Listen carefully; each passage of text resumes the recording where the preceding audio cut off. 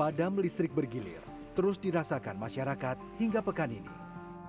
Pabrik-pabrik tekstil harus henti operasi lantaran mesin pintal mereka tidak berfungsi lantaran padam listrik. Tidak hanya pabrik, rumah sakit harus dibuat kewalahan akibat padam listrik. Agar pasien rumah sakit tidak menjadi korban, pihak rumah sakit pun mengeluarkan biaya harus mengoperasikan mesin genset sebagai cadangan listrik saat pemadaman. Lalu bagaimana dengan permukiman warga? Bagi yang punya kocek lebih, mungkin bisa membeli genset. Tapi bagi yang pas-pasan, mereka pun harus pasrah dengan pemadaman listrik. Seperti Luciana Apriastuti, warga di kawasan Taman Intan, Nginden Timur, Surabaya. Lucy hanya bisa pasrah saat rumahnya mendapat pemadaman listrik bergilir. Tidak hanya soal aktivitasnya terganggu, Lucy khawatir karena listrik diarpet, peralatan elektronik yang dipunya bakal rusak. Saya juga takut gitu loh, maksudnya alat elektroniknya kan lumayan banyak gitu loh.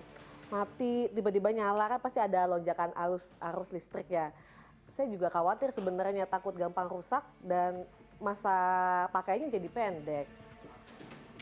Sejauh ini, untuk mencegah peralatan elektronik rumahnya rusak akibat listrik diarpet, Lucy mencabut stok kontak barang elektronik sebelum pemadaman terjadi. Karena itulah, Lucy berharap jadwal pemadaman disosialisasikan agar warga bisa bersiap.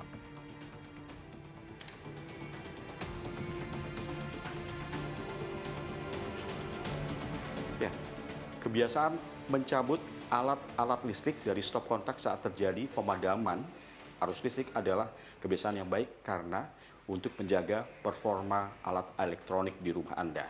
Karena yang dikhawatirkan adalah pada saat arus listrik kembali tersambung setelah pemadaman bergilir, yang terjadi adalah tegangannya belum stabil. Pemadaman listrik bergilir memang membuat repot warga. Sejumlah warga yang kami temui mengaku akibat padam listrik bergilir, aktivitas mereka terganggu. Soalnya kan kadang kayak saya kan biasanya kalau pas di rumah itu suka buat apa-apa gitu kan ya, wis kadung dicampurin semua, ternyata mati lampu, kita nggak bisa ngerjakan apa-apa, otomatis kan langsung berhenti di situ. Seharusnya pemerintah ya kasih jadwalnya lah seperti itu, biar kita tahu lebih enak.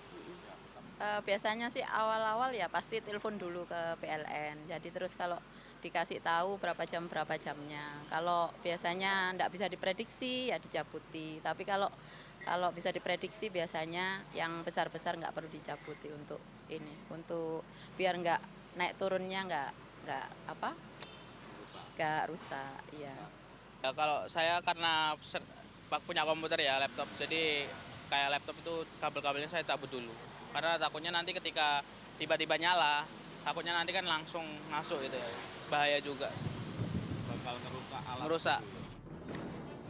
Dosen dan peneliti jurusan Teknik Elektro Institut Teknologi 10 November Surabaya, Dedet C. Iriawan, mengungkapkan alat-alat elektronik memang sensitif terhadap perubahan catu daya.